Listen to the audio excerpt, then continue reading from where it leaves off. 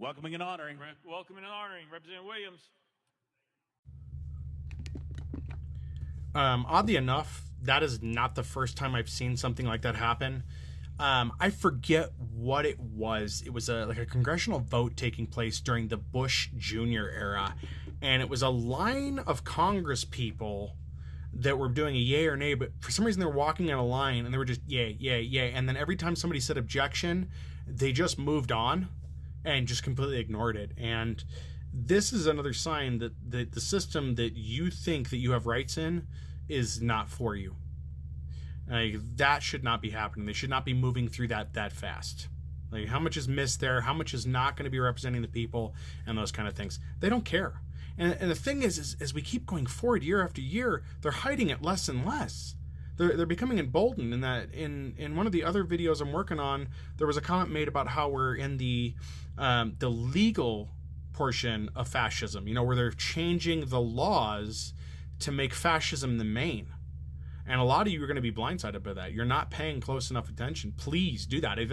This is why people like me, and this sounds ridiculous to me. Sorry, I have to get away, but when I say content creator, it sounds ridiculous. I'm making content, but it sounds ridiculous. Anyway, this is why content creators like myself try to talk about these topics, hoping that maybe somebody who is not politically active will see this and say, what are you talking about? Or go watch the previous video, what I stitched, and look at that and go, oh my God, why is this happening? Where was this? Those kind of things, and look more into it.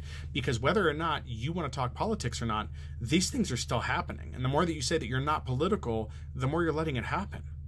And even that, saying you're not political, is a political decision. You've made a political decision. Granted, there are some things that are not political. They're just things that aren't. But most of the things people talk about, they are political. Most of the things you don't want to talk about, they are political. You're going to have to deal with them. If you don't, you're just going to be blindsided when the surprise comes along that the rest of us were trying to tell you about. And if we're wrong, great. Because all the things that people like me talk about that say, hey, this is a thing that could happen, if we're wrong, awesome. I would be overjoyed to know at the end of all this was just a phase the country was going through, the fascism was going to go away, and we're going to go to a more equal backing. But I know we're not. And nobody's been able to provide evidence contrary to show that it's just a phase and that it's getting better, because it's not. It's getting worse. And I can't try to satiate my fear with copium. You know, I don't have any left. There's none left. At the end of my 20s, I realized how bad things were getting. I could see it on the horizon, as did many other people, and nobody wanted to listen. Too many people were preoccupied with distractions, and now this stuff is happening. And it's going to spread. It is going to spread. As I've said before, I don't see any way at all we don't have a new North-South, and we don't have a separation of this country and some gigantic civil conflict. I don't see how we don't. I really don't.